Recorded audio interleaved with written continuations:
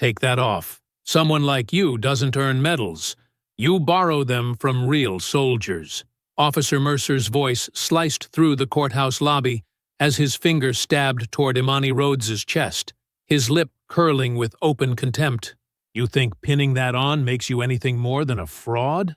His hand lunged forward, hovering over the Purple Heart, like he was ready to rip it off himself, the metal catching the harsh overhead light, while whispers spread and phones tilted to capture the moment. Behind her, Malik's chains clinked as he struggled, his voice cracking as deputies dragged him away. But Mercer only leaned closer, breath thick with arrogance, enjoying the audience. Imani didn't flinch, didn't step back, just raised her hand and stopped his before he could touch it, her silence louder than anything he'd said. And standing there, steady and unshaken, she watched a man tear apart his own future, without realizing exactly who he had just decided to humiliate. Before continuing, comment where in the world you are watching from, and make sure to subscribe, because tomorrow's story is one you can't miss.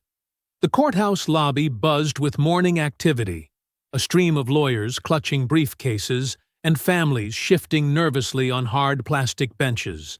Fluorescent lights cast a harsh glow over everything, making even the polished floor tiles look tired and worn. Imani Rhodes stood near the security checkpoint, her dark blazer crisp despite the humid morning. Her fingers moved to the Purple Heart pinned to her lapel, adjusting it with the precision of someone who had earned the right to wear it. Her eyes fixed on the corridor where deputies would bring in her nephew Malik.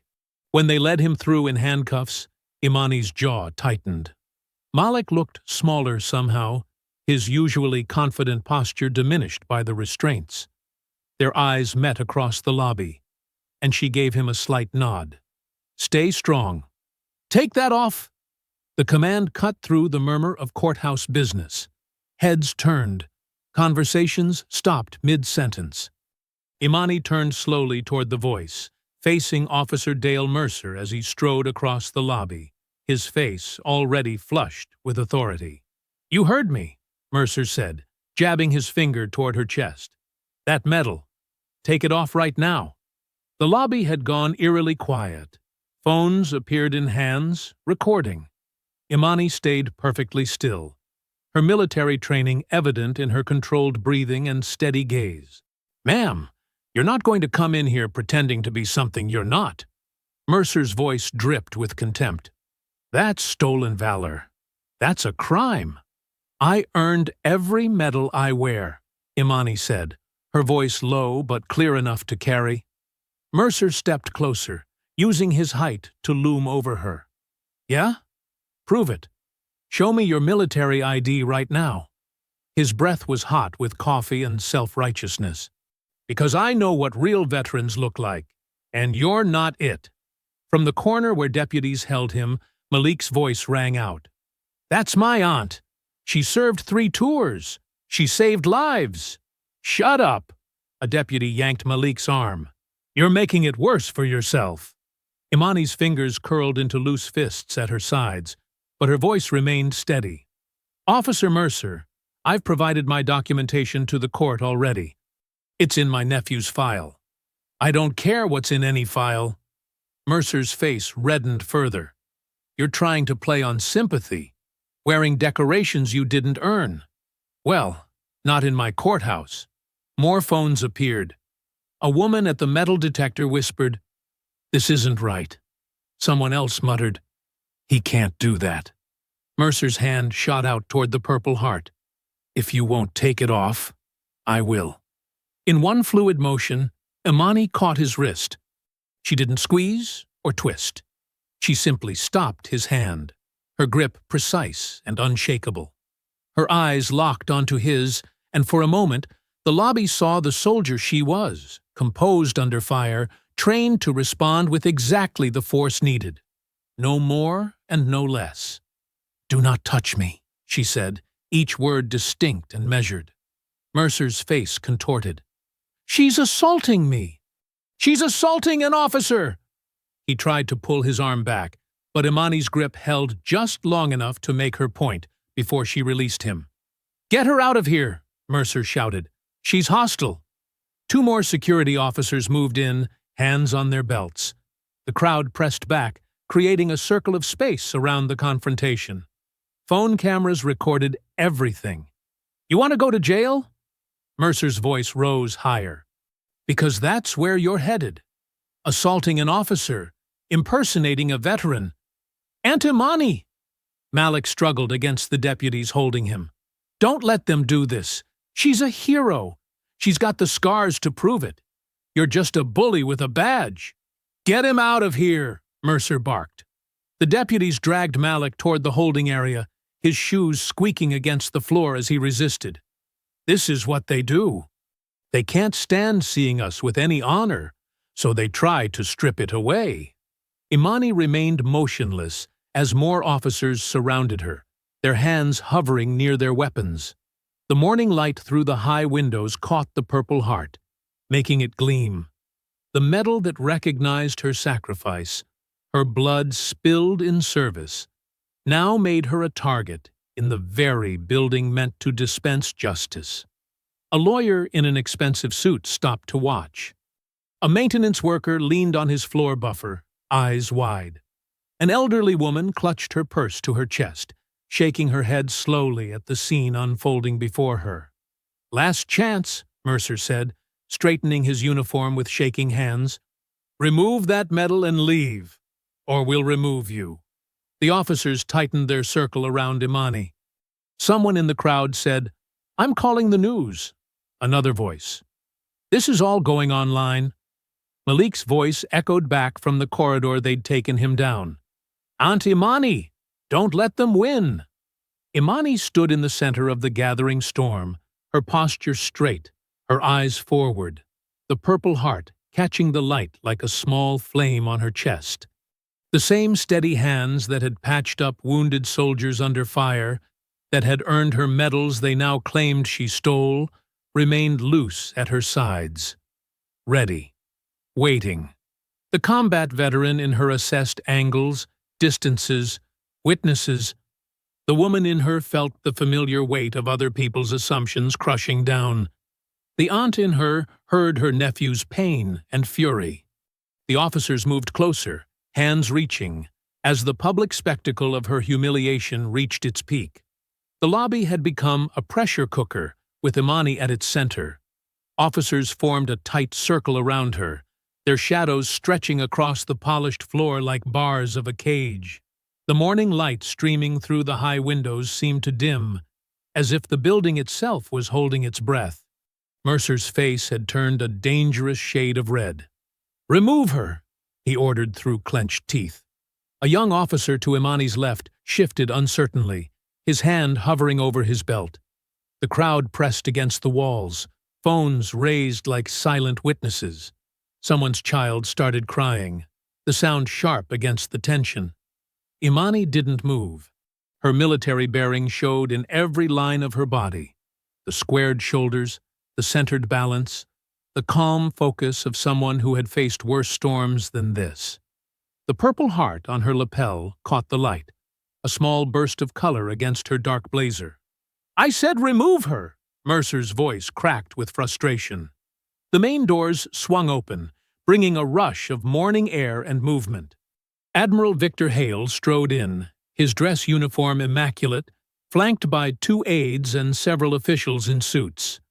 His presence commanded immediate attention, drawing eyes away from the standoff. Then the Admiral stopped, his gaze locked onto Imani, recognition lighting his features. Without hesitation, he changed course, moving directly toward her. The crowd parted instinctively before his authority. Officers stepped back, uncertain, creating a channel through their circle. Hale halted 3 paces from Imani, his spine straightened, shoulders squared. In one fluid motion, he raised his hand in a precise, formal salute. The lobby fell silent. Even the constant hum of the building's ventilation seemed to fade away. Imani returned the salute with perfect form, muscle memory from years of service taking over.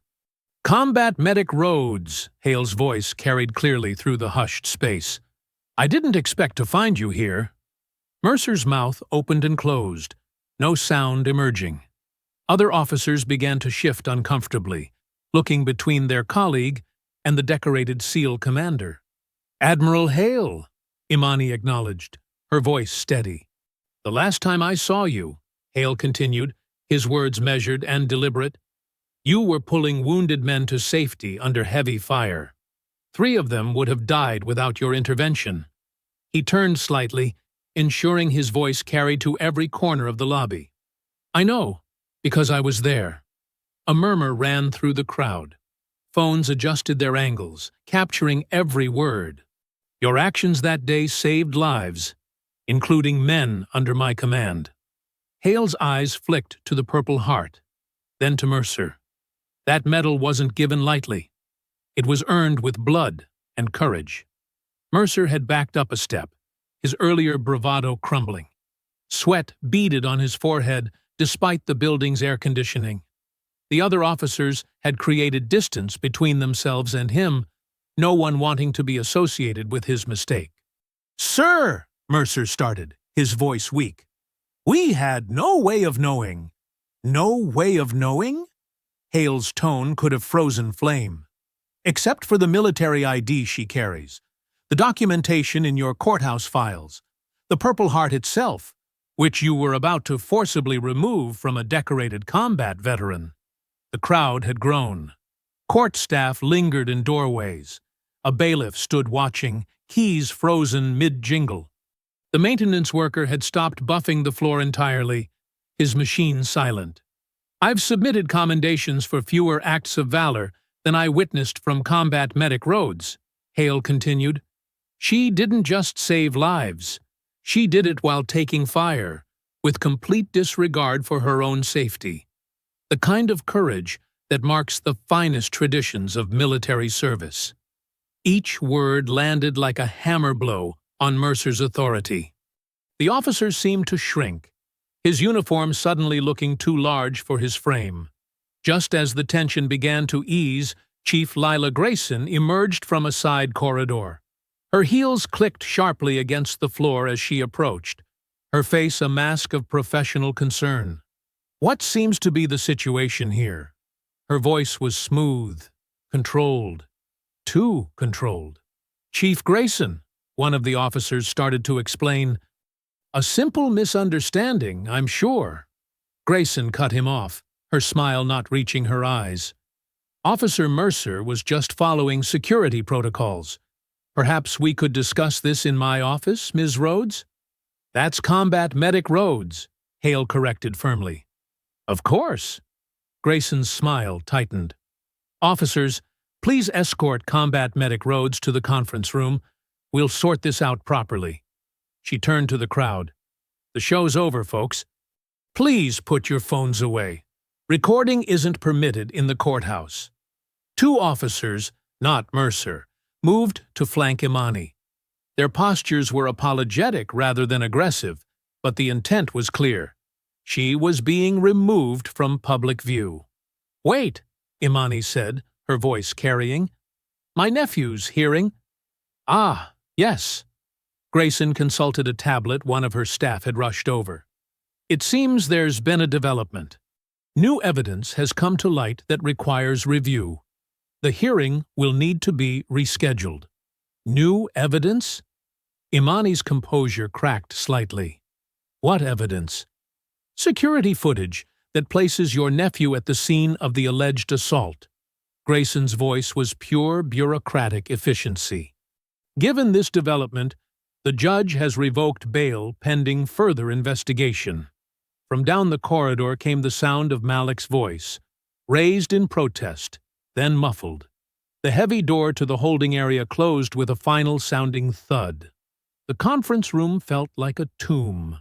Fluorescent lights cast harsh shadows across the institutional gray walls as Imani sat with perfect posture, her hands folded on the scratched wooden table. Through the narrow window in the door, she watched guards escort Malik down the hallway, his shoulders slumped in defeat. The public defender, James Morris, shuffled through papers with trembling hands. Sweat dotted his hairline despite the room's chill. The prosecution claims they've uncovered security footage from the parking structure, he explained, his voice thin. It allegedly shows Mr. Rhodes confronting Mr. Dunn near his vehicle at 9:47 p.m. on the night in question. That's impossible, Malik said from his seat between two officers. His wrists were bound in front of him, the metal catching the unflattering light. I was home that night. I was grading papers until midnight. Chief Grayson stood at the head of the table, arms crossed. Her pearl necklace gleamed like armor. The footage is quite clear, Mr. Rhodes. Then it's fake, Malik insisted. His voice cracked. I never touched Mr. Dunn. I only spoke to him once, at the tenant meeting. The tenant meeting where you threatened him? Grayson interrupted smoothly. I didn't threaten anyone. Malik's chair scraped against the floor as he leaned forward. The officers tensed. I told him forcing elderly residents out of their homes in winter was wrong. That's all. Imani studied the faces around the table. Morris wouldn't meet her eyes. Grayson's expression was carved from stone. The officers looked uncomfortable but resigned. Only Admiral Hale, who had quietly followed them into the room, seemed fully alert to the wrongness of it all. May we see this footage? Imani asked, keeping her voice steady. The evidence will be properly presented at trial, Grayson replied.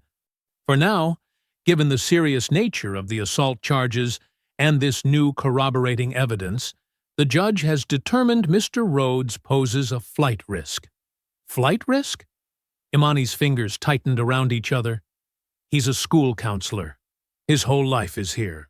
A school counselor who allegedly attacked a prominent businessman, Grayson corrected. The severity of the charges must be considered. Morris cleared his throat.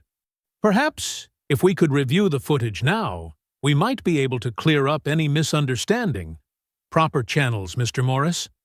Grayson's tone could have frozen water. You know the procedures. Admiral Hale, who had been watching silently from near the door, stepped forward. Chief Grayson, given the circumstances of this morning's incident, perhaps some flexibility. With all due respect, Admiral, Grayson cut in, your presence here is courtesy. This is a criminal matter under local jurisdiction.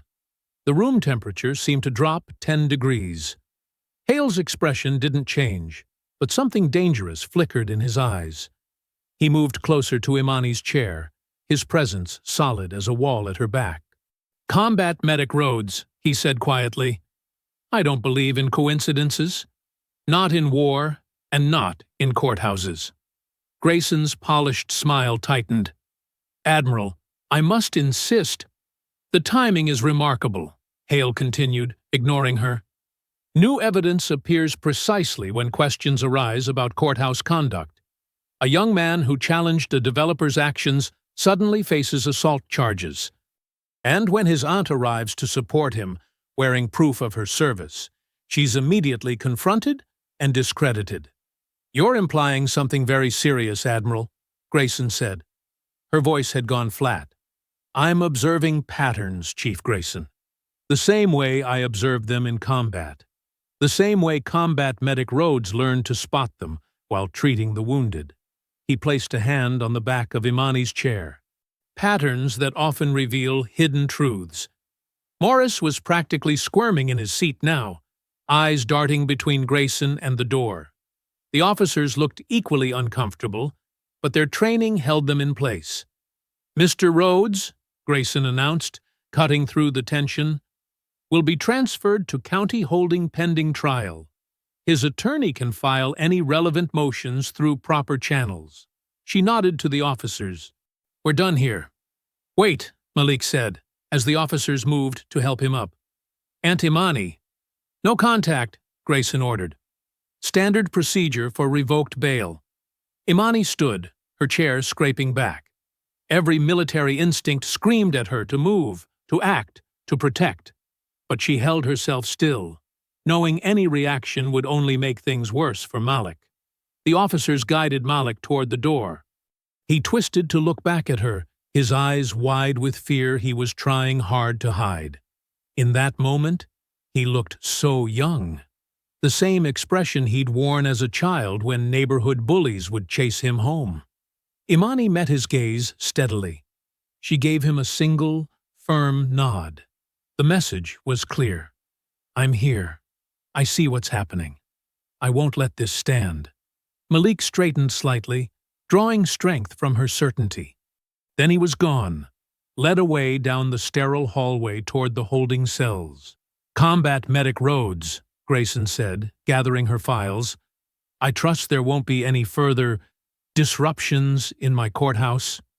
Imani turned to face her. She kept her voice perfectly level, her military bearing intact. No disruptions, Chief Grayson, just truth. Truth is determined in court, Grayson replied, through proper channels.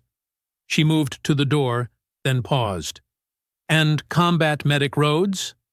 I strongly suggest you leave that medal at home next time you visit. We wouldn't want another misunderstanding. The threat was clear beneath the professional veneer. But Imani had faced worse than bureaucrats with power complexes. She remained standing, straight-backed and unwavering, as Grayson left the room. The public records office smelled of dust and old paper. Imani sat at a scratched wooden desk, carefully filling out complaint forms under flickering fluorescent lights. Her handwriting remained steady, even as her anger simmered beneath the surface. The clock on the wall ticked past noon, its rhythm matching her precise documentation of the morning's events. She detailed everything: Mercer's aggressive approach, his public accusations, his attempt to grab her medal. The forms asked for witnesses. She listed dozens. The entire lobby had watched. Let them try to bury this. You're wasting your time with those, a voice said from behind her. Imani turned to find an older Latina woman watching her from the doorway. Her gray-streaked hair was pulled back in a neat bun, and despite her casual clothes, she carried herself with the unmistakable authority of someone who knew the system inside and out. Rosa Delgado, the woman introduced herself, stepping into the room. I was a clerk here for 27 years before retiring last spring. She picked up one of Imani's completed forms, scanning it with practiced eyes. These complaints? They have a way of getting lost. Nothing gets lost forever, Imani replied, continuing to write. Everything leaves a trail. Rosa's mouth curved in a slight smile.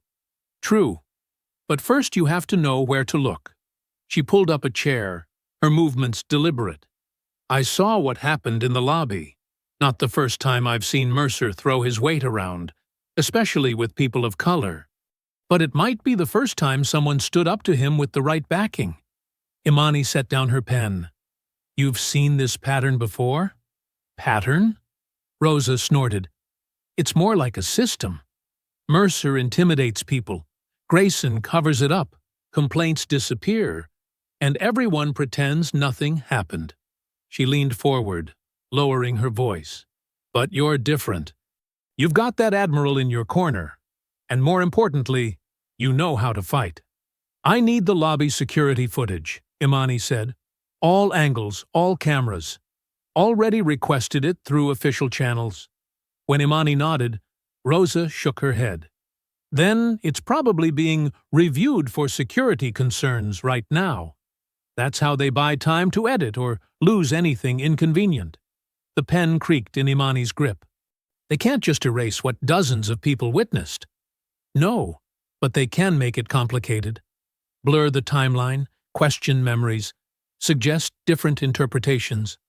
Rosa's eyes narrowed.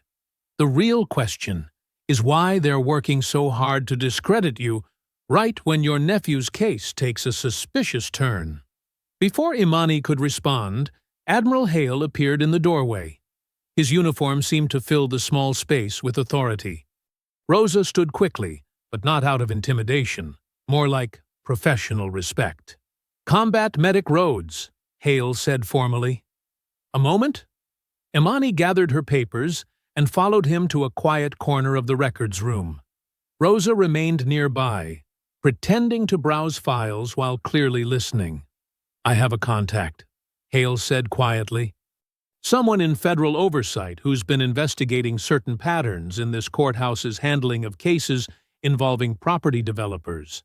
"The same developers my nephew challenged?" Imani asked. Hale nodded. "But tread carefully.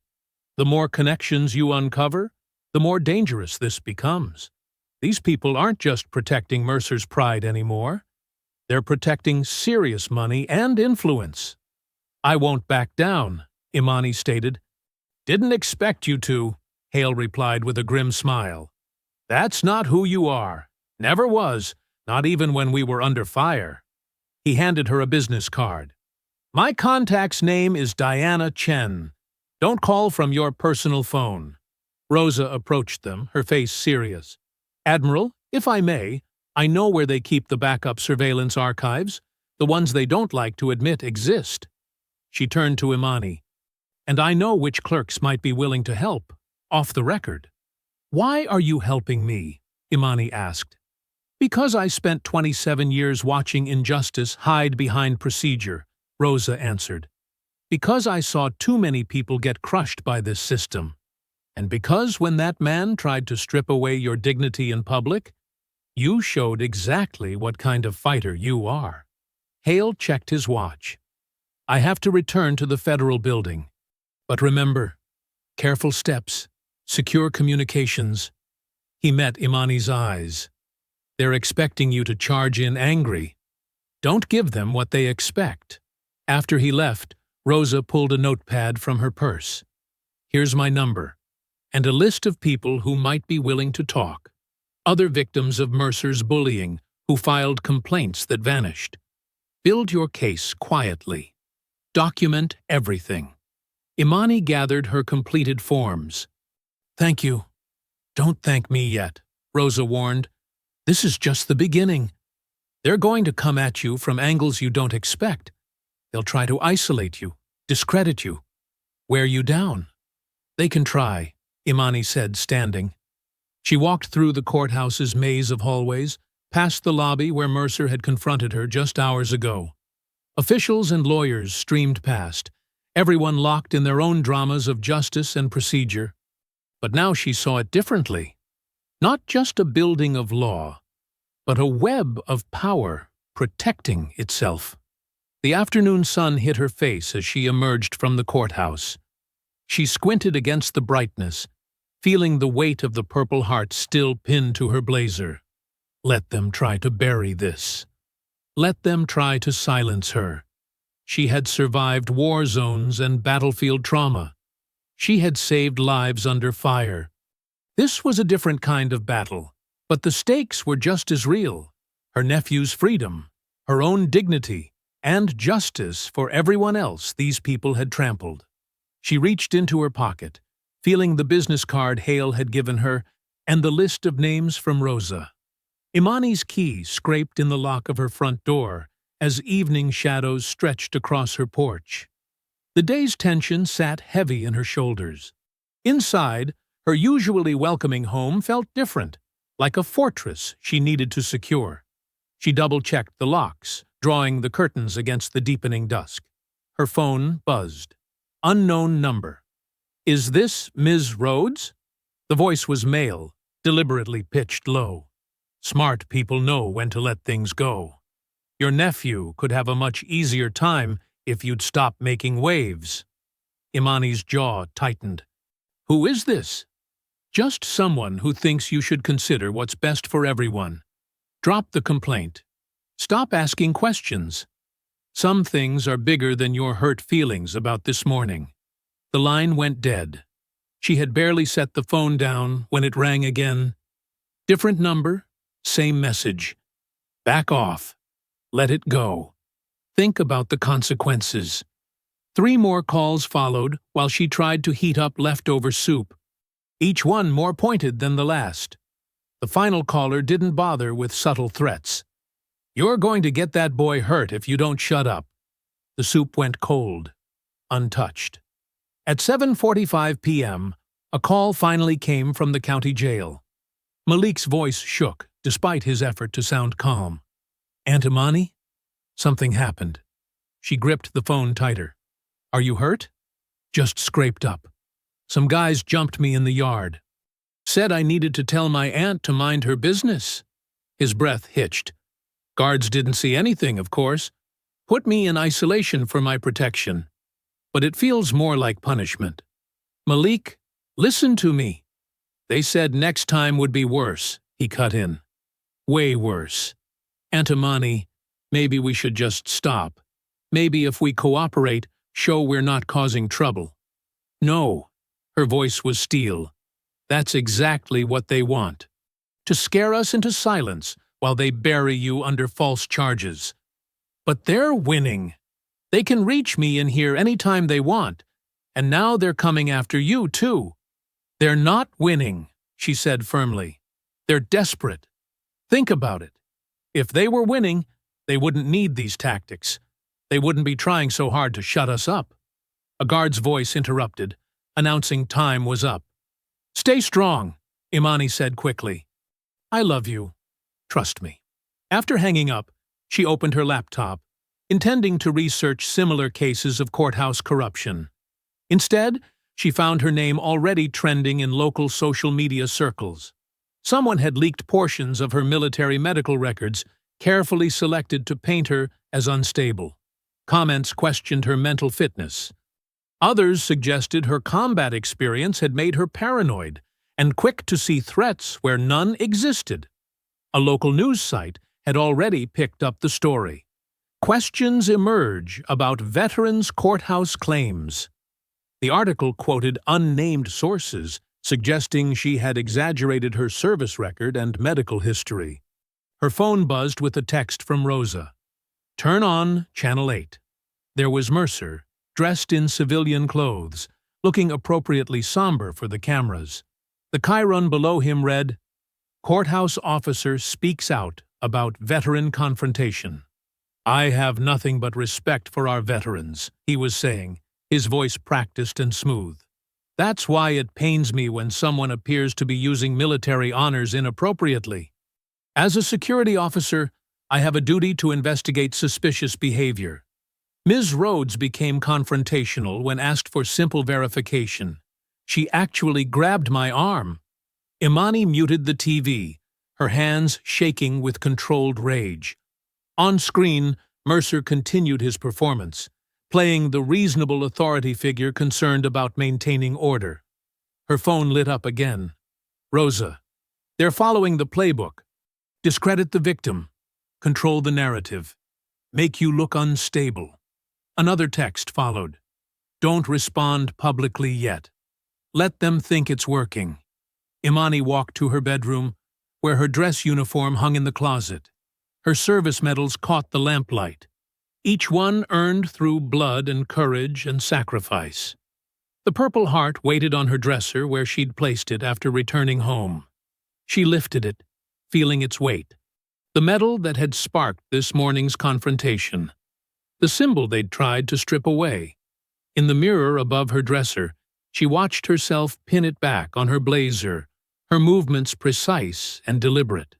Her reflection showed a woman they couldn't intimidate. Not with threats, not with lies, not with twisted media narratives. The phone rang again. Unknown number. This time, she answered with cold clarity. "Every threat you make is one more piece of evidence. Every call, every accident in jail, every leaked record. You're just building my case for me. Keep going." She hung up before they could respond. Her laptop chimed with an email notification. More photos from her military file, along with a message. "Back off, or everything goes public." She didn't bother reading further. Let them dig. Let them twist the truth. Let them try to paint her as unstable or aggressive or unreliable. She knew who she was. More importantly, she knew who they were.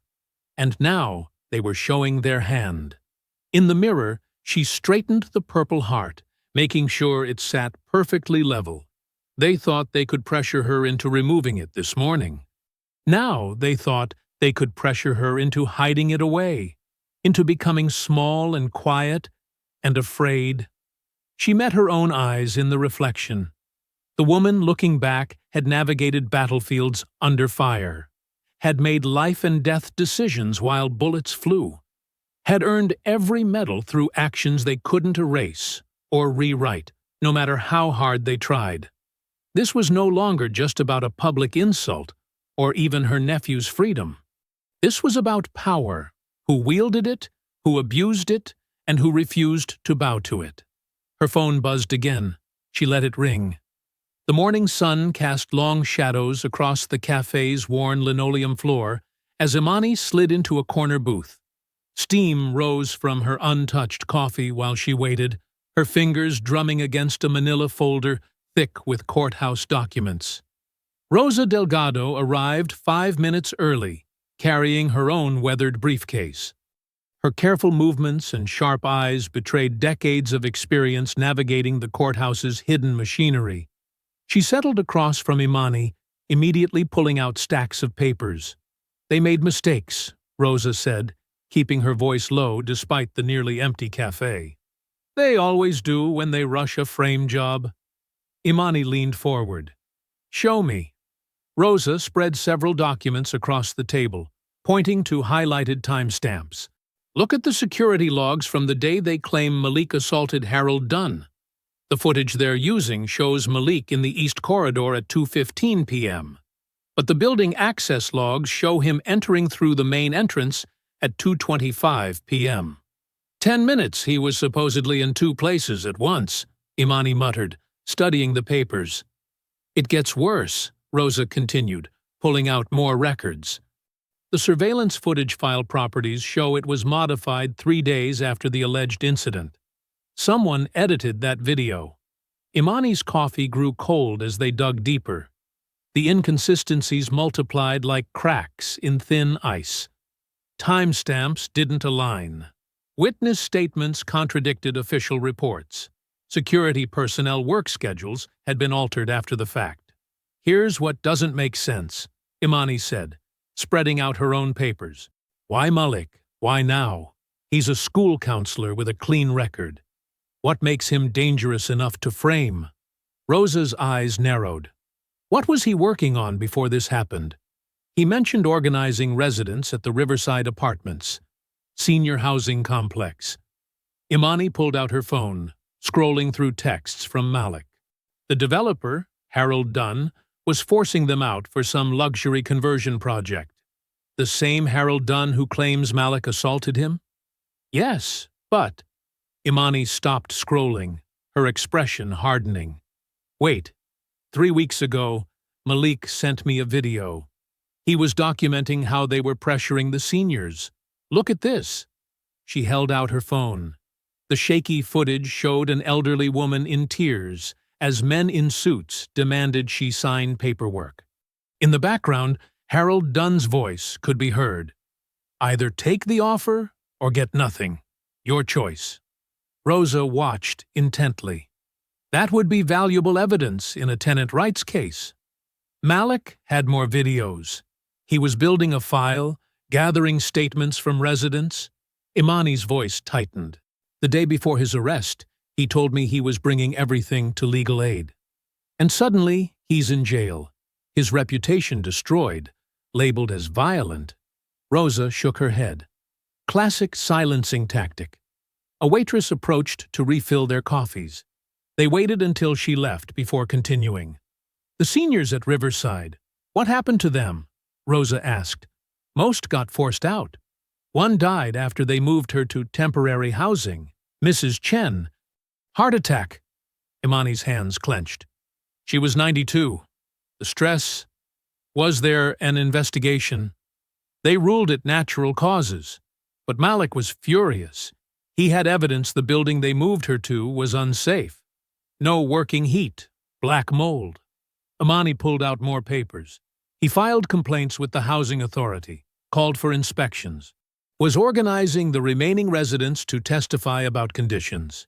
Rosa sorted through court schedules. "There's a hearing next month about the Riverside development permits. If those seniors testified about displacement tactics and unsafe conditions, it would cost Harold Dunn millions. Imani sat back. And now the main organizer is in jail, his credibility shot, facing assault charges. The morning crowd began filtering into the cafe. Business people grabbing coffee. Courthouse employees heading to work. They lowered their voices further. "We need to find those residents," Rosa said. "The ones who haven't been forced out yet. They could verify Malik's documentation. If they'll talk. After what happened to him." "Fear works both ways," Rosa pointed out. "Right now, they're afraid of Dunn. But if they see someone fighting back, standing up..." Imani nodded slowly. "We also need the original security footage, unedited. I might know someone in IT. They keep backup files for system audits." Rosa began gathering the papers. "But we have to move carefully. The more we dig, the more dangerous this gets. They're already coming after us. Might as well make it count." Rosa paused, studying Imani's face. "You know they'll escalate. What they did to your military records, the threats, that was just the start." "I know." Imani's voice was steel. "But they picked this fight. And unlike those seniors, I can fight back." They organized the documents into clear evidence groups. Timestamp discrepancies, altered logs, witness statement contradictions, and Malik's Riverside documentation. Rosa made copies, explaining they needed multiple sets in different locations. "Never keep everything in one place," she advised. "They're good at making evidence disappear." The cafe had filled up. Through the window, they could see people streaming into the courthouse across the street. Among them were the same officers who had tried to humiliate Imani yesterday. "I'll start with the IT contact," Rosa said quietly. "You focus on finding those residents. But be careful how you approach them. They're already traumatized." Imani gathered the documents, securing them in her briefcase. The weight of the papers felt like ammunition. They thought framing Malik would bury this whole thing. Instead, they just gave us a reason to dig deeper. She stood, straightening her blazer where the Purple Heart still sat prominently displayed. Yesterday, they had tried to strip away her honor. Today, she would use that same strength to expose their corruption. Through the cafe window, the courthouse loomed like a fortress. But fortresses could fall. Sometimes all it took was finding the right crack in the wall. The Paradise Inn hadn't seen paradise in decades. Paint peeled from its two-story facade like dead skin, and the neon sign flickered weakly even in broad daylight. The parking lot was a patchwork of cracked asphalt and weeds, with a collection of rusted cars that looked like they hadn't moved in months. Imani checked the address Rosa had given her again. Room 217. The metal stairs creaked under her feet as she climbed to the second floor, where a row of identical doors stretched into shadow despite the late morning sun. The air smelled of mildew and cheap cleaning products. She found 217 at the far end. A small wind chime made from sea glass hung beside the door. A touch of beauty in this dreary place. Imani knocked softly. "Who is it?" A wavering voice called from inside. "Mrs. Price? I'm Imani Rhodes, Malik's aunt. He told me about you." There was a long pause, then the sound of multiple locks being undone. The door opened just enough to reveal an elderly black woman with carefully styled silver hair. Despite her surroundings, Evelyn Price wore a pressed blouse and neat slacks, her dignity intact. Recognition flickered in her eyes. "Malik spoke about you. The veteran." She opened the door wider. "Please, come in. Though I apologize for the state of things." The room was small, but meticulously organized. A single bed took up most of the space, with a kitchenette crammed in one corner. Family photos and a cross hung on the walls, trying to make this temporary space feel like home. A portable heater hummed in the corner, fighting against the autumn chill that seeped through thin walls. "Would you like some tea?" Evelyn asked, already moving to the hot plate on the counter. I don't get many visitors these days. Thank you. That would be nice. Imani sat in one of two plastic chairs by a small table. How long have you been here, Mrs. Price? 3 months. Evelyn's hands shook slightly as she prepared the tea, since they forced us out of Riverside. 47 years I lived in that apartment. Raised my children there. Now, look at me. She gestured at the room. They call this temporary housing while they process our applications for new places. But nothing ever gets processed, does it? Imani accepted the cup of tea. Malik was trying to help with that. That boy has a heart of gold. Evelyn sat across from her, her own tea untouched. He didn't just file paperwork. He listened, brought us groceries when the food money ran low, helped Mrs. Chen with her medication before. She trailed off, pain crossing her face. I heard about Mrs. Chen, Imani said quietly. Malik was devastated. We all were. She was the heart of our floor. Always cooking for everyone, watching the children when mothers needed help. Evelyn's voice hardened. Then they move her here, to this place, with no elevator for her bad hip, no proper heating. 2 weeks later, she's gone. But they ruled it natural causes, so who cares about one more dead old woman? Imani leaned forward. Malik told me he was gathering evidence. About the conditions, the pressure tactics. Oh, yes. Evelyn stood and went to a drawer, pulling out a thick envelope. I kept copies of everything. The inspection reports he filed, photos of the code violations, records of every visit from Mr. Dunn's people. She sat back down, spreading papers across the table. They'd come at night sometimes, stand in the hallways, tell us we were being selfish, keeping prime real estate from development. Said we were hurting the community by staying. She pulled out a photo showing water damage and black mold in a corner. When we complained about conditions, repairs mysteriously took weeks. The heat would go out in winter. The hot water would stop. But if we agreed to take their buyout offer? Suddenly everything worked fine for a few days. Pressure tactics, Imani said, examining the documents. Malik documented it all. He was building a case, he said. Had videos of their threats, testimony from residents. Evelyn's hands trembled as she gathered the papers back into the envelope. Then suddenly, he's arrested for attacking Mr. Dunn? The same man he caught on video, threatening an 80-year-old woman? She shook her head. We all knew what really happened. Did anyone else see these videos? Most were on his phone. But he backed everything up, he said. Kept copies somewhere safe. Evelyn looked around nervously before lowering her voice. The day before they arrested him, he told me he had proof of money changing hands. Bribes to ignore violations. He was so excited. Said it was the key to everything. Imani made notes on her phone. Would you be willing to testify about what you've seen? About the conditions here? The intimidation? Fear flickered across Evelyn's face. After what they did to Malik? I know it's asking a lot, Imani said gently. But your testimony, combined with these documents, it could expose everything. Help Malik and stop them from doing this to other people. Evelyn was quiet for a long moment, staring at the envelope. Finally, she squared her shoulders. My husband fought in Vietnam, came home with medals, just like you.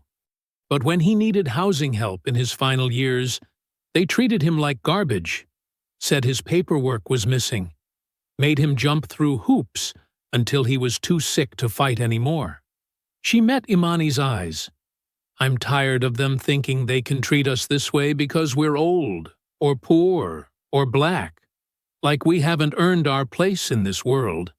She pushed the envelope across the table. Take copies of everything. And yes, I'll testify. Not just for Malik, for Mrs. Chen, for my Harold, for all of us they thought they could just sweep aside. Imani carefully tucked the envelope into her bag. This was no longer just about clearing Malik's name. It was about a system that saw human beings as obstacles to profit. That counted on people being too beaten down, too afraid to fight back. Rosa's apartment was a fortress of filing cabinets and banker's boxes. Every surface held stacks of papers, sticky notes, and manila folders. The afternoon sun streamed through dusty Venetian blinds, creating stripes of light across the dining table where Imani and Rosa hunched over courthouse records. "Look at this," Rosa said, pointing to a security log. "The timestamp here shows Malik entering the East Corridor at 2:15 p.m. But this other log has him in the main lobby at the exact same time." She pulled out another document. "And here's the kicker. The surveillance footage they're using shows him supposedly attacking Dunn at 2:17 p.m. near the parking structure." Imani frowned, spreading the papers wider. "He can't be in 3 places at once." "Exactly." Rosa grabbed her reading glasses, squinting at the fine print. "I've seen doctored logs before, but they usually do a better job hiding it. This was rushed. Sloppy." The afternoon had turned into a crash course in courthouse documentation. Rosa knew every form, every procedure, every way records could be manipulated. 25 years as a clerk had taught her where bodies got buried in paperwork. "Here's another oddity," Rosa continued, pulling a thick file from a nearby stack. "Building maintenance contracts for the courthouse. Look who got the bid 3 years ago." Imani leaned in. "Summit Security Solutions, a subsidiary of Duncorp Development, our friend Harold's company." Rosa tapped the page. "They handle all electronic security. Cameras, door locks, access systems. Convenient, isn't it? So Dunn's people control who sees what in the courthouse?" Imani's voice tightened with anger. "And who gets in where?" Rosa stood, stretching her back. "Want some coffee?" This next part gets interesting. While Rosa shuffled to her tiny kitchen, Imani's phone buzzed. A message from Admiral Hale's investigator. "Financial records came through. Call when safe." Imani stepped onto Rosa's small balcony for privacy, the traffic noise rising from the street below. The investigator answered on the first ring. "Ms. Rhodes, we found something in Chief Grayson's department finances. Large consulting payments to a company called Riverside Holdings, LLC. "Riverside?" Imani's pulse quickened. "That's where Dunn's development project is." "Exactly. The payments started right after Summit Security got the courthouse contract. Monthly transfers, always just under the amount that would trigger oversight review." Imani watched a police car cruise by below. "How much total?" "Over 3 years? Close to $500,000. All marked as security consultation services, but we can't find any actual services rendered." "Kickbacks," Imani said flatly. "Looks that way. There's more. Riverside Holdings shares an address with 3 other shell companies, all tied to Duncorp, all receiving regular payments from different courthouse departments." Rosa appeared at the balcony door with 2 coffee mugs, raising an eyebrow. Imani thanked the investigator and ended the call. "Good news?" Rosa asked, handing her a mug. Imani relayed the conversation as they returned to the dining table. Rosa's eyes lit up. "That matches what I found in the vendor payment records." She dug through another pile, extracting several spreadsheets. "See these maintenance invoices? They're all inflated. Standard security camera replacement runs about $2,000. They're billing $5,000 per unit. Where's the extra money going?" "Through a maze of subcontractors, but..." Rosa traced a pattern through the documents. "It all leads back to companies connected to Dunn. And guess who signs off on every invoice?" "Grayson," Imani said. "Got it in one." Rosa sat back, satisfied. She's been helping Dunn milk the courthouse budget for years. No wonder she jumped in so quick when you caused a scene in the lobby. You threatened to draw attention to their whole operation. Imani sipped her coffee, thinking. So when Malik started gathering evidence about Dunn's tenant intimidation, he accidentally stumbled onto something bigger. Rosa nodded. Dunn couldn't risk Malik's investigation exposing the courthouse connection, so they framed him, using their control of the security systems to manufacture evidence. They spent the next hour mapping connections on Rosa's whiteboard. Companies linked to payments. Dates matched to events. A pattern emerged of systematic corruption, with Dunn at the center and Grayson as his courthouse enforcer. "The altered security logs are our strongest proof," Rosa said, capping her marker. "They show direct manipulation of evidence. If we can prove Grayson ordered those changes, we need someone on the inside," Imani mused. "Someone who actually handled the alterations." Rosa smiled slyly. "You mean someone like Marcus from IT? Who still owes me for covering up his 3-hour lunch breaks last year? You really do know everyone's secrets, don't you? 25 years, honey. You learn who's honest and who's flexible." Rosa checked her watch. "Marcus gets off at 5. Give me an hour with him, maybe some pizza and beer. He'll tell us who gave the order to doctor those logs." Imani studied the whiteboard, where red lines connected Dunn's shell companies to courthouse payments. The web of corruption was finally becoming clear. Each new piece of evidence strengthened their case. For the first time since Malik's arrest, she felt the weight lifting slightly. "We're getting close," Rosa said softly. "They're not as untouchable as they think." Imani touched the purple heart pinned to her blazer. "No one is. They just count on people being too afraid to prove it." The afternoon sun had shifted, lighting up their evidence wall like a spotlight. In the harsh glare, years of greed and corruption were laid bare, waiting to be exposed. The evening news anchor's face filled the screen in Imani's living room. Behind her, footage from the courthouse lobby played. Blurry cell phone video showing Officer Mercer confronting Imani about her Purple Heart. "Breaking news tonight as shocking footage emerges from the county courthouse," the anchor said. Multiple sources confirm that decorated Army combat veteran Imani Rhodes was publicly harassed and accused of stolen valor while attempting to attend her nephew's hearing. The report cut to Admiral Hale in his dress uniform, speaking from the steps of the federal building. Sergeant Rhodes served with distinction. She saved countless lives under fire. The treatment she received is not just an insult to her service. It's an insult to every veteran who's worn the uniform. Imani watched from her couch, hands clasped tightly in her lap.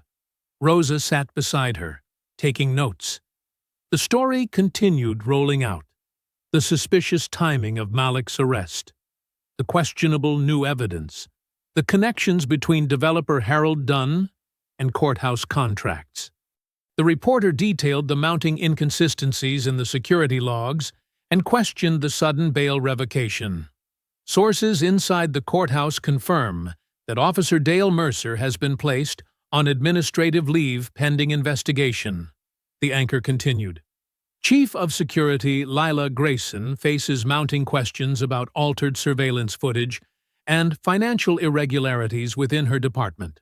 Rosa nudged Imani's arm. "Look at the crawler. They're showing the real numbers from those security contracts." The bottom of the screen displayed figure after figure, inflated invoices, suspicious payments, shell company connections. What had been buried in paperwork was now scrolling across thousands of screens. Multiple watchdog groups are calling for external oversight, the anchor said. The State Judicial Conduct Board has announced an emergency review of recent cases handled by... Imani's phone buzzed. It was Malik's public defender. "Ms. Rhodes, have you seen the news?" The lawyer sounded energized. "I'm filing for emergency bail reconsideration first thing tomorrow. With this much public scrutiny, they can't keep blocking us without explanation." "What are our chances?" Imani asked. "Better by the hour." The altered security logs alone raise serious questions about the evidence against Malik. And now that the media's connecting it to broader corruption allegations, he paused. Let's just say several judges are suddenly very interested in appearing transparent. After hanging up, Imani found herself fighting an unfamiliar sensation. Hope. She'd spent weeks pushing against what felt like an immovable wall. Now, hairline cracks were spreading through the courthouse's facade. Her phone kept lighting up with messages. Veterans groups offering support. Community organizations planning courthouse protests. Former tenants coming forward about Dunn's intimidation tactics. Courthouse employees sending anonymous tips about other covered-up incidents. The news segment ended with public reaction footage. People gathered outside the courthouse, some carrying signs. Respect our veterans and end courthouse corruption. They can't bury this anymore, Rosa said, gathering her notes. Too many eyes watching now. Grayson will try, Imani replied. She's got too much to lose. Sure, but she's not used to spotlight. Look. Rosa pointed to a clip of Grayson hurrying to her car, ignoring reporters' questions. That's someone who prefers operating in shadows.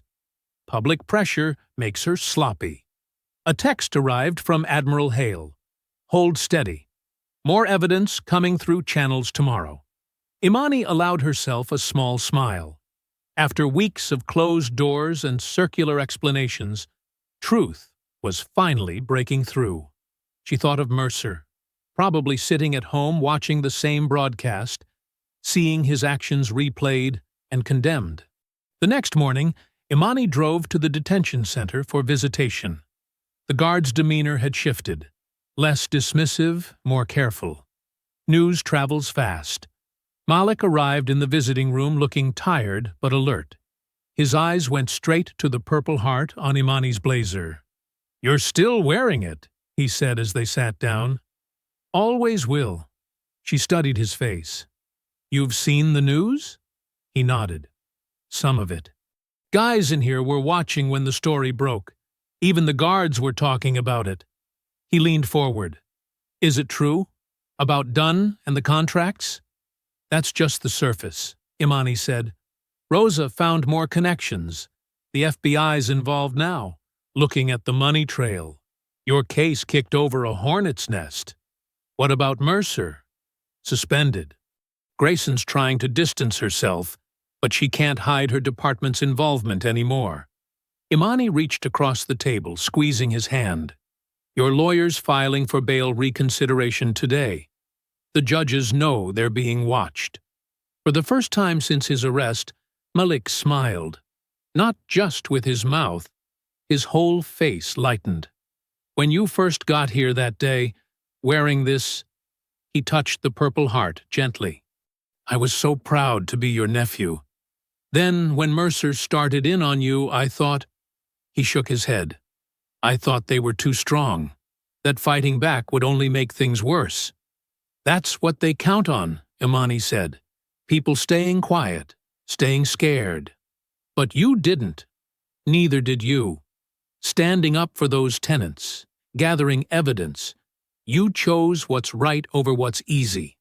She straightened in her chair. "We're gaining ground now. The truth's coming out, piece by piece." Malik's smile widened.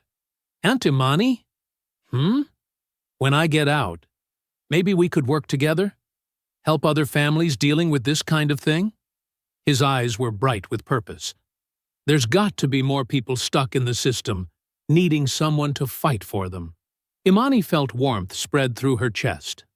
This was her nephew, not beaten, not broken, but thinking about helping others even while still behind bars. "First things first," she said. "Let's get you home. Then we'll talk about changing the world." The visiting room buzzed with other conversations, but in their corner, aunt and nephew sat in comfortable silence, sharing the first real hope they'd felt in weeks. The system hadn't won. The truth hadn't stayed buried. Sometimes all it took was one person refusing to back down, refusing to be silenced, to start an avalanche of change. The buzzing of Imani's phone jolted her awake. Notifications flooded her screen, missed calls, text messages, news alerts. Her stomach tightened as she opened the first link. The video played in crisp high definition. It showed the courthouse confrontation, but something was wrong. The angle was different, cropped tight on her hand catching Mercer's wrist. In this version, her movement looked sudden, aggressive. Mercer appeared to stumble backward. The audio had been cleaned up to emphasize his startled grunt. "Disturbing footage emerges casting doubt on veterans' claims," the caption read. Imani sat up, fully alert now. More notifications poured in. Links to articles with headlines that made her blood run cold. Questions arise about Purple Heart recipient's service record. Courthouse officer speaks out. "I was assaulted." Military honors under scrutiny. Did she earn them? Her phone rang. Rosa. "Don't look at social media," Rosa said immediately. "It's ugly out there. They're pushing a narrative hard." "Who's they?" "Everyone. News stations, commentators, online trolls. Someone leaked parts of your service record. The redacted sections about your medical discharge. They're twisting it, making you sound unstable." Imani's hands were steady as she opened her laptop, but her chest felt tight. The manipulation was precise, professional. Articles questioned her combat experience. Anonymous sources suggested she'd exaggerated her role in battlefield rescues. Mercer had given multiple interviews, portraying himself as a dedicated officer who'd simply been doing his job. "The video's the worst part," Rosa continued. "They edited out the beginning where Mercer approached you, made it look like you grabbed him first. Admiral Hale saw what happened. He was there. They're ahead of that too, saying he was misled by your emotional appeal. Some are suggesting you used your position in veterans groups to build a false narrative." The doorbell rang. Imani approached cautiously, checking through the peephole. 2 reporters stood outside with cameras. "Ms. Rhodes, can you respond to allegations about your service record? Did you assault Officer Mercer? What about claims you falsified military honors?" She stepped back from the door, drawing the curtains. Her phone buzzed again. Malik's lawyer. "I'm sorry," he said without preamble. "I'm withdrawing from the case." "What?" "My firm is receiving pressure from major clients. They're threatening to pull their business if I continue representing your nephew." His voice cracked. "I have partners to consider. Staff who depend on those accounts." "So you're abandoning Malik?" "I'll help transition to new counsel. But," he paused, "given the current climate, you might have trouble finding someone willing to take the case." Imani ended the call, her mind racing. The coordinated attack was too perfect, too thorough. Every angle of defense was being systematically dismantled. Her phone rang again. Rosa's voice was tight with urgency. "Evelyn's gone." "What do you mean, gone?" "Dead. Her neighbor found her this morning. They're saying it was a heart attack, but—" Rosa took a shaky breath. "The box of housing records she kept? The one with all the documentation about Dunn's threats?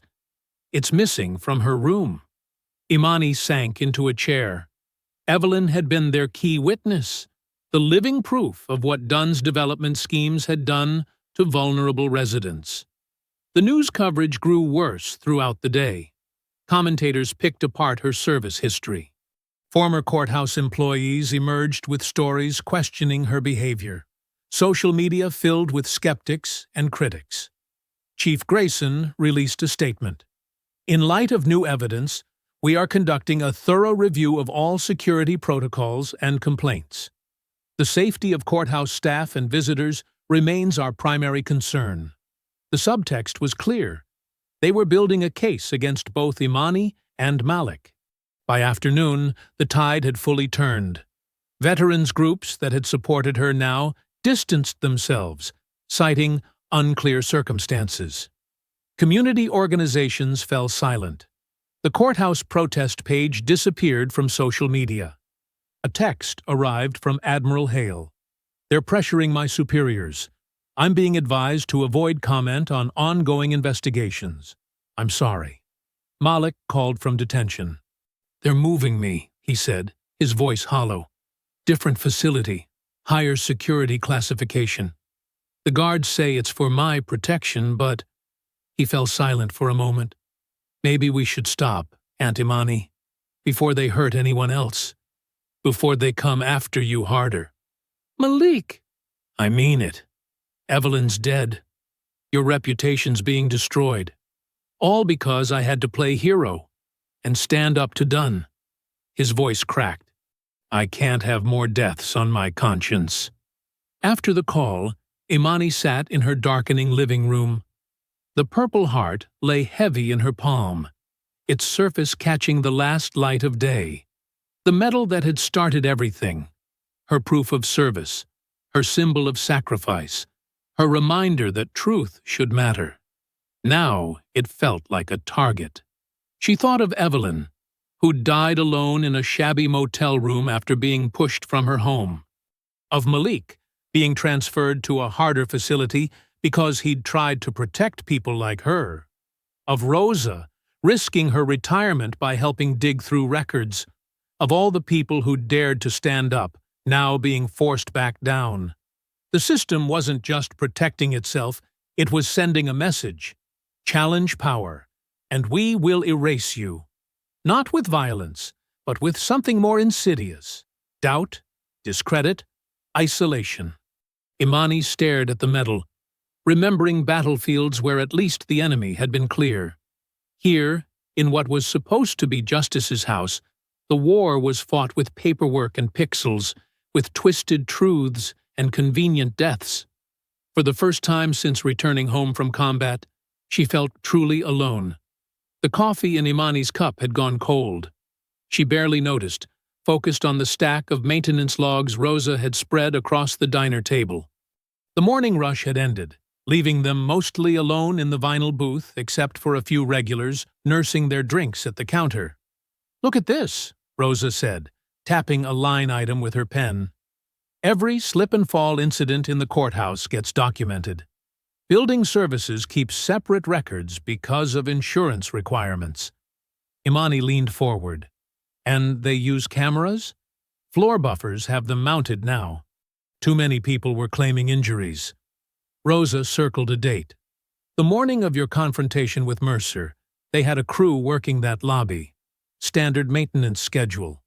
Why didn't we see them in the security footage? Because they started before public hours. But here's the thing. The buffer cameras run the whole time. Insurance protocol. They can't risk missing anything that might lead to a claim. Imani straightened, understanding dawning. So there might be another angle of what happened. Footage that wasn't controlled by courthouse security. Exactly. Rosa pulled out her phone. I know the maintenance supervisor, Marcus. Been there 20 years. He's careful about keeping backups because he got blamed once for an accident that wasn't his fault. They found Marcus in the courthouse basement, organizing supplies in a cramped office. The walls were lined with cleaning equipment and boxes of paper towels. He looked up warily as they entered. Rosa, he nodded. Been a while. Need your help, Marcus. That morning 2 weeks ago, the lobby incident with the veteran. Your crew was buffing floors? He set down his clipboard. Yeah. Joey was on the machine that day. His expression grew cautious. Heard about what happened upstairs. Whole building's still talking about it. We need to see the buffer camera footage, Imani said quietly. Marcus shook his head. Look, I try to stay out of courthouse politics. Got a pension to protect. Marcus, Rosa stepped closer. Remember when they tried to pin that judge's fall on your team? Who pulled the old work orders proving the spill came from the cafe cart? He sighed, glancing at the door. Give me a minute. Marcus disappeared into a back storage room. They heard boxes being moved, then the click of a laptop opening. He emerged with the external hard drive. Joey always dumps the footage here before clearing the machine's memory. Policy says we keep it 30 days. He hesitated. What you're looking for, it might not show anything useful. We'll take that chance, Imani said. They gathered around the laptop as Marcus pulled up the files. The footage was surprisingly clear. High-definition cameras mounted at multiple angles on the buffer to capture any potential hazards or incidents. There, Rosa pointed. 7:42 a.m. That's when you entered the lobby. The buffer had been working near the elevator bank. Its cameras caught the scene from a lower angle than the courthouse security footage. They watched as Mercer spotted Imani, started shouting, and approached her. "Can you enhance the audio?" Imani asked. Marcus adjusted some settings. Mercer's voice came through clearly. "Take that off. You think you can just walk in here pretending to be something you're not?" The footage showed Mercer's finger jabbing toward Imani's chest, then his hand reaching for her medal. The movement was unmistakable. He initiated contact. Imani's blocking motion was purely defensive, but it was what happened next that made them all lean closer. Chief Grayson appeared in frame, speaking urgently to someone off-camera. "Lock that down, all of it. Now." Her voice was distinct, authoritative. "And get me Dunn's number." "Dunn?" Marcus frowned. "The developer?" "Keep watching," Rosa urged. The footage continued. Harold Dunn himself appeared briefly in the background, far earlier than his official statement had claimed he arrived that day. He spoke with Grayson, their body language tense and conspiratorial. "There's more," Marcus said quietly. He switched to another camera angle, this one capturing the moment Malik was led past. "Watch the timestamp." The timestamp showed Malik arriving 5 minutes before the alleged assault on Dunn was supposed to have occurred. It would have been physically impossible for him to have been in two places at once. "The surveillance footage they're using against Malik," Imani said.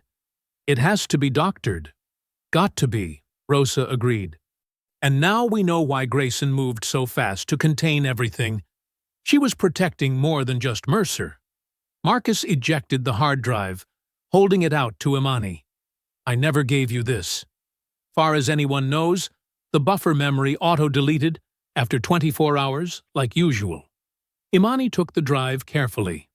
Its weight felt significant in her palm, like the truth it contained might finally be heavy enough to tip the scales. "Thank you," she said.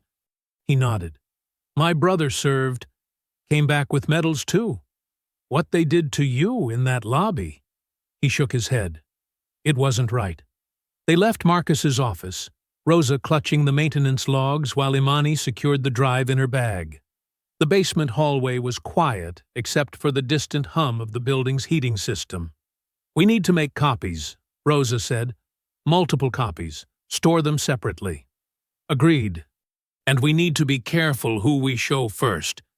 They'll try to bury this too if they can." "But they can't."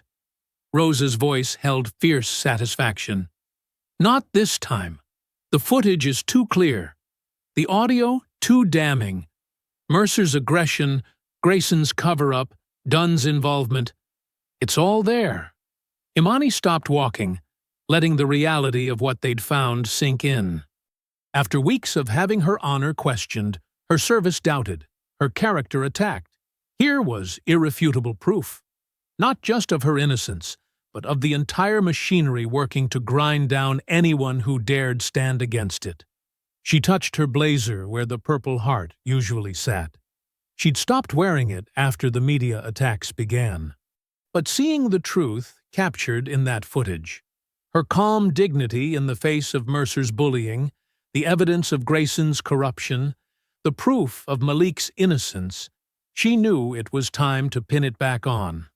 The war wasn't over. But now, they had the ammunition to fight back. Late afternoon sun slanted through Venetian blinds, casting stripes across stacks of documents spread over the federal office's conference table. The room smelled of coffee and printer ink. Special Investigator Sarah Martinez methodically arranged papers in precise rows, each stack telling part of a larger story. Imani stood with her arms crossed, watching as Rosa leaned over a particularly dense collection of financial records. Admiral Hale sat quietly in the corner, his presence lending gravity to the proceedings. "Let me walk you through what we've found," Martinez said, picking up the first set of documents. "These are bank transfers from Dunn Development's primary accounts." She laid out a series of statements. "Notice these payments to Clearview Maintenance Services and Superior Building Solutions." Rosa adjusted her reading glasses. "Shell companies?" "Both incorporated 3 days apart, registered to empty offices in strip malls." Martinez tapped another document. "The money flows through them, gets divided into smaller amounts, then redirects to various courthouse service contracts, all falling just under the threshold that would trigger automatic audits." Imani studied the patterns of numbers. "And these connect to Grayson?" "Her department controls vendor approval." Martinez pulled out more papers. "Every contractor that received these split payments was approved directly by her office, bypassing normal procurement channels. But here's where it gets interesting." She spread out a timeline of courthouse communications. "Look at the dates and times." Rosa leaned closer. "These align perfectly with when security logs were altered." "Exactly." Martinez highlighted specific entries. "Every time Dunn's shell companies processed payments, we see corresponding changes to courthouse records.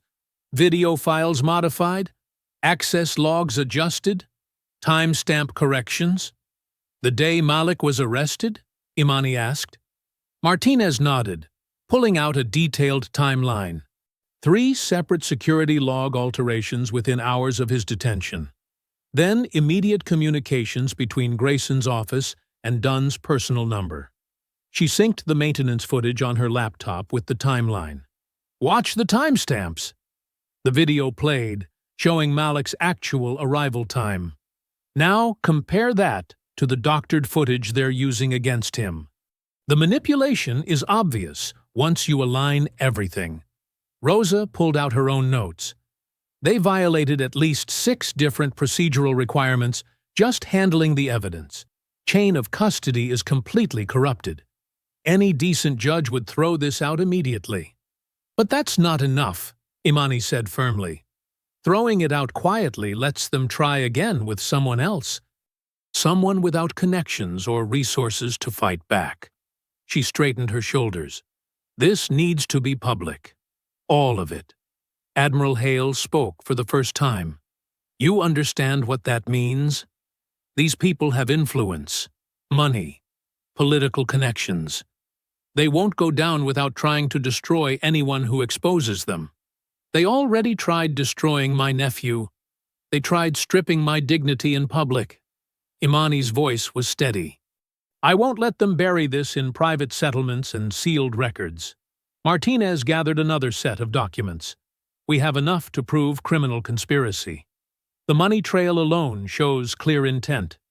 Add in the evidence tampering, witness intimidation, abuse of authority." She looked up at Imani. "But the Admiral's right. Going public means they'll come at you hard. All of you." Rosa placed a hand on Imani's shoulder. "We knew that risk when we started digging. I've watched them bury too many cases, silence too many people. Not this time." "What's our next step?" Imani asked. Martinez outlined the sequence.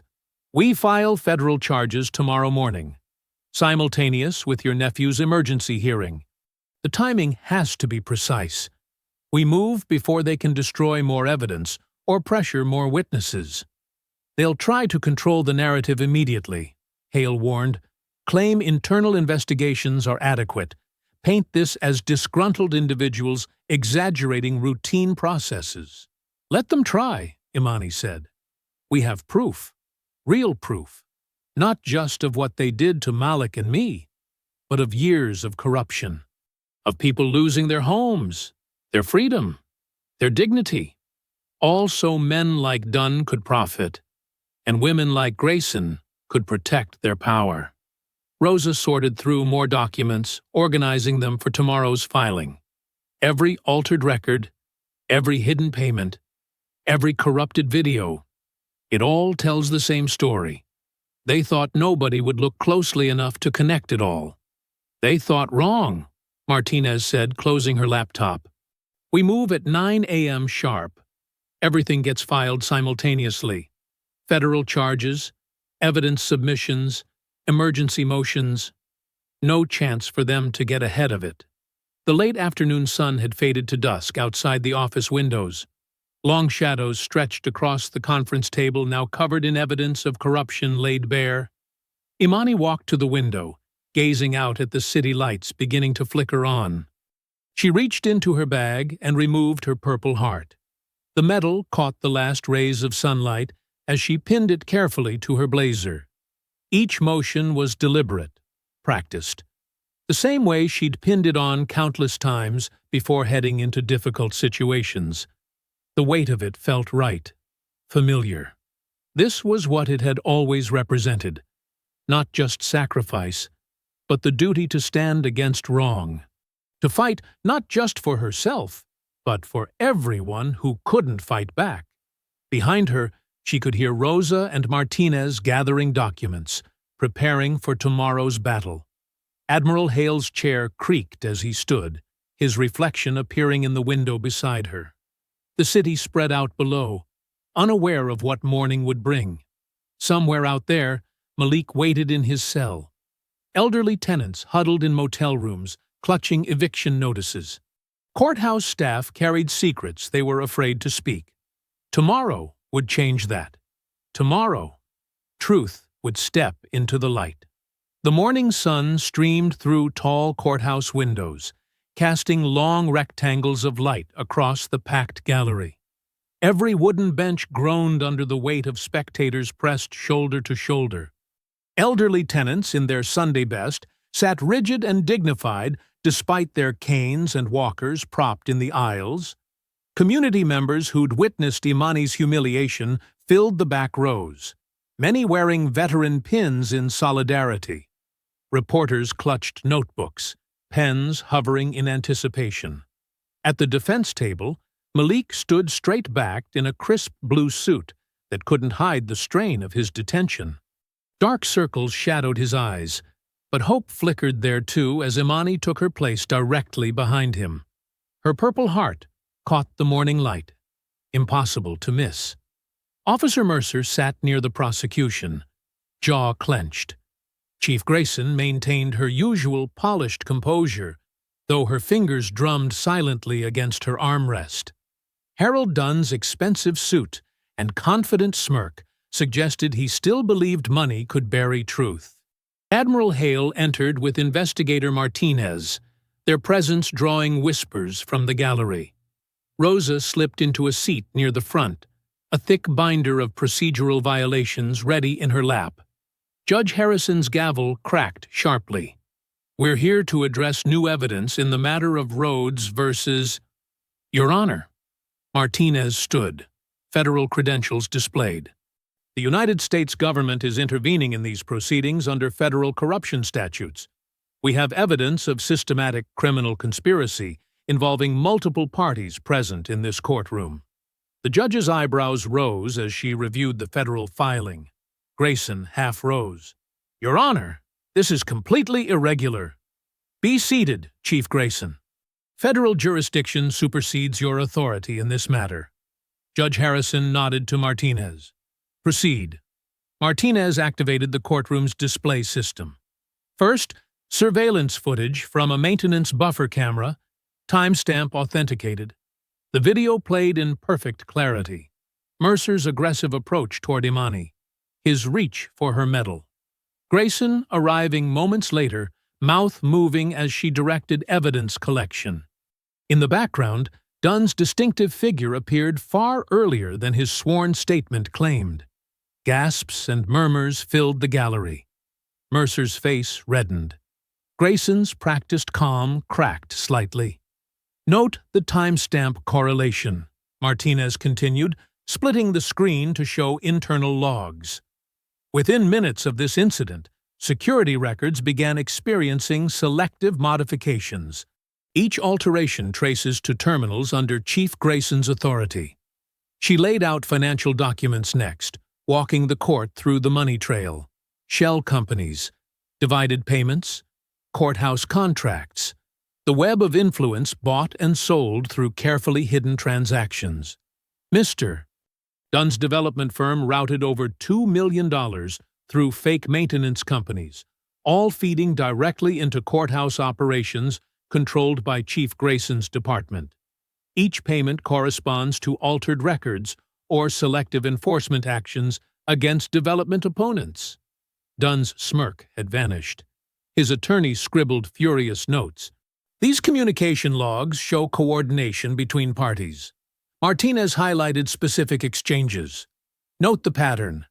Dunn identifies problems, payments process, records change, witnesses face selective prosecution. Mr. Rhodes's arrest fits this exact template after he documented tenant intimidation.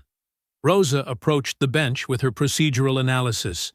Her quiet voice carried steel as she detailed each violation.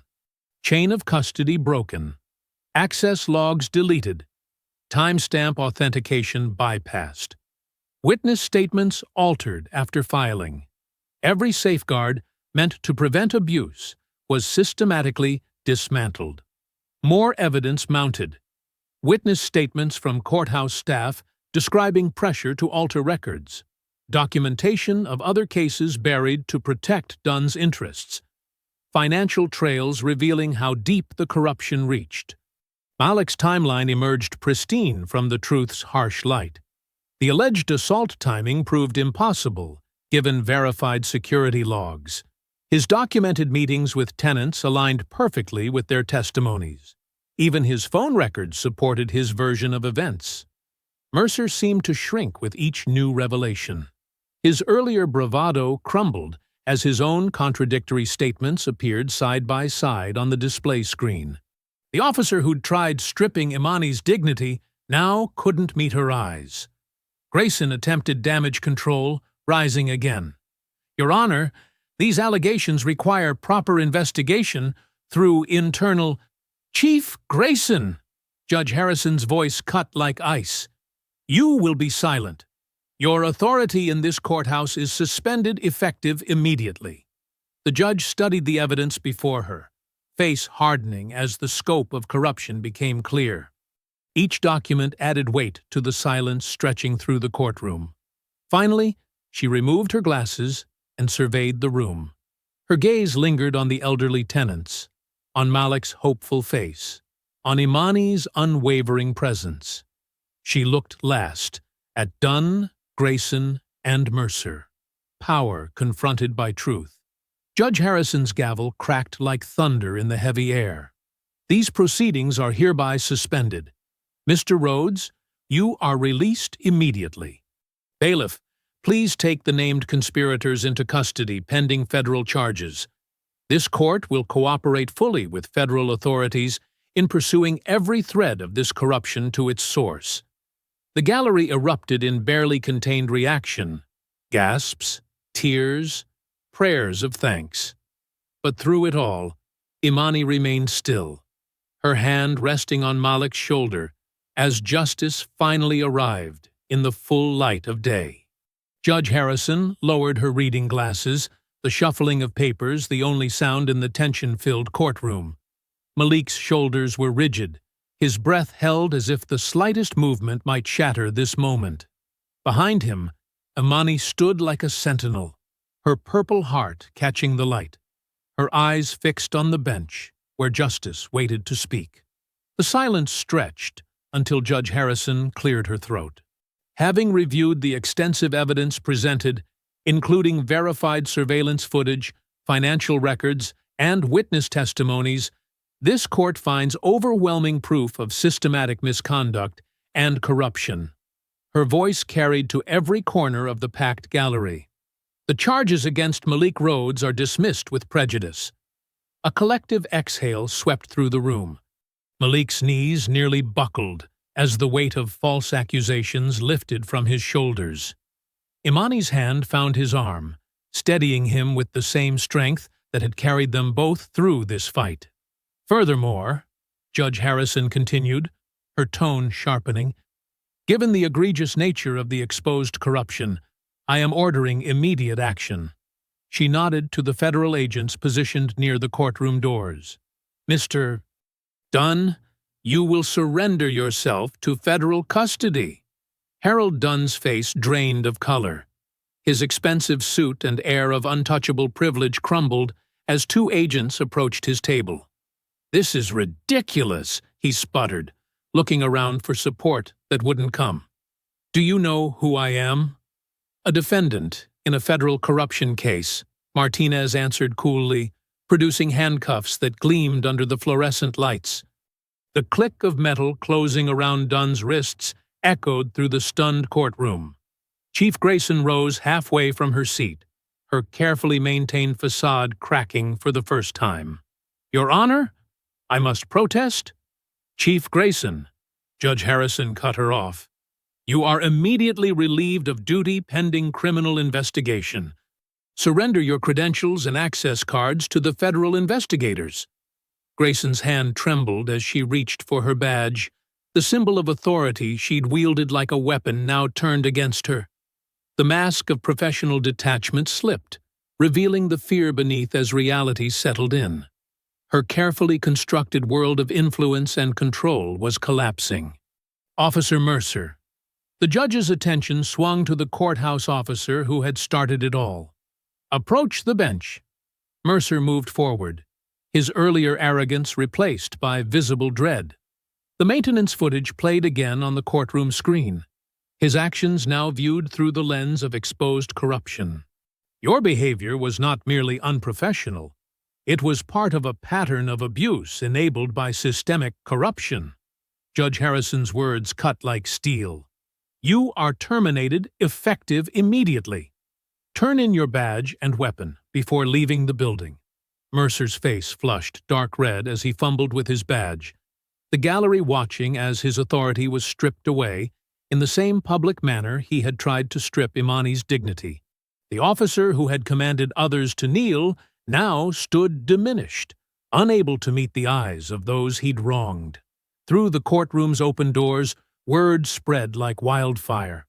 Courthouse staff, lawyers, and visitors pressed closer, drawn by the historic moment unfolding. The murmur of voices grew as news traveled.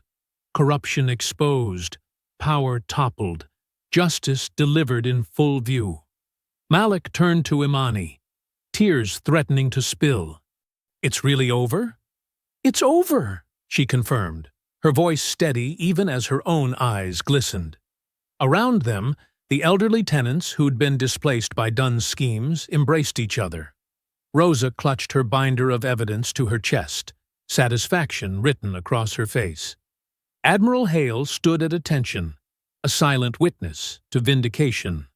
The crowd parted as federal agents led Dunn toward the doors, his handcuffed figure a stark contrast to his usual commanding presence. Grayson followed, escorted by courthouse security, who had once jumped at her every order. Mercer trailed behind, stripped of his uniform, just another civilian now. As the proceedings concluded, people began flowing out into the lobby. The same lobby where Mercer had tried to humiliate Imani, where power had assumed it could act without consequence. But now the space hummed with different energy.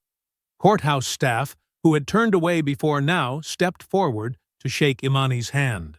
Veterans in the crowd stood straighter, some offering salutes.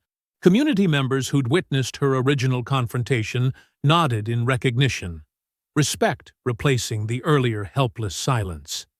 Imani paused at the lobby's threshold, Malik close beside her. The morning light streamed through the high windows, illuminating the space where she had refused to bend, where one act of resistance had cracked open a system of corruption.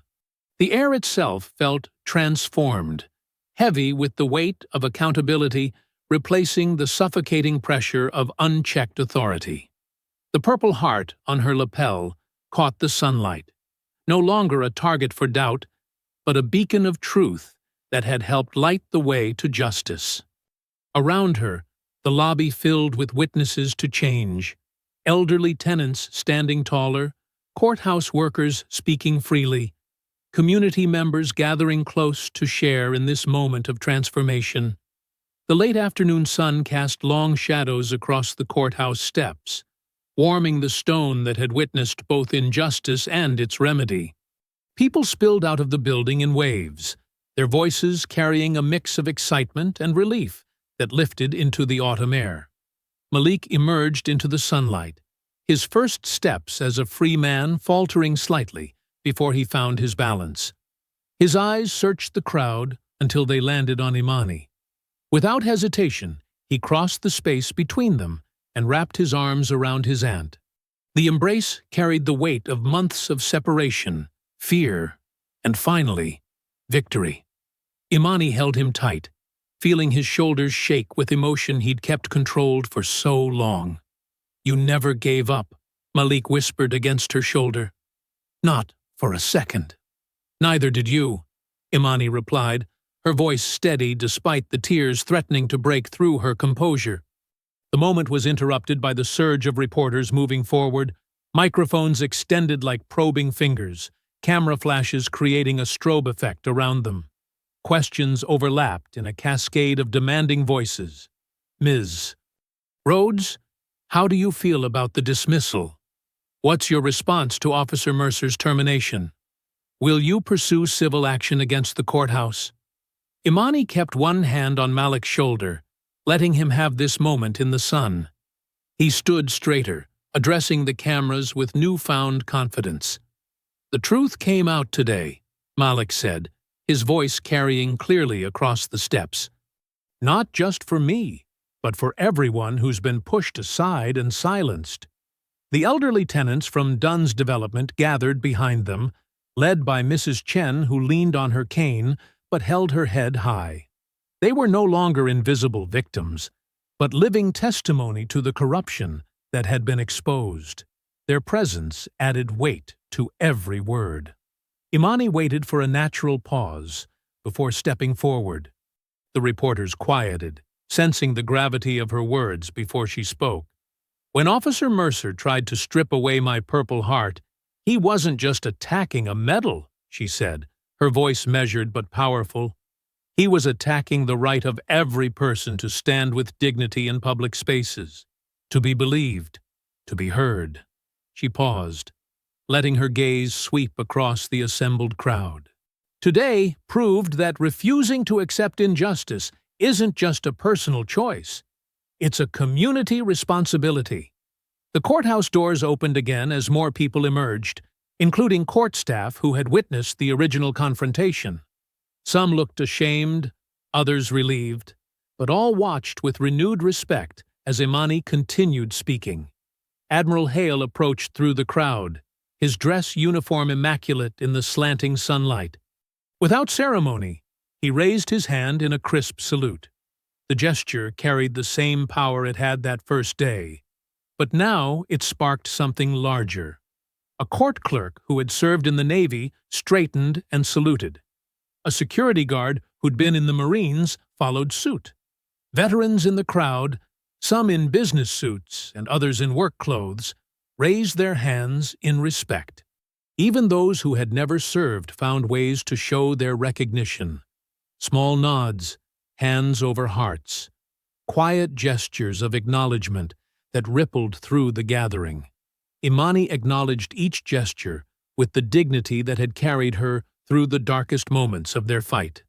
When the salutes lowered, she spoke again, her voice taking on a tone of determination that made everyone lean forward slightly. "This can't end here," she declared.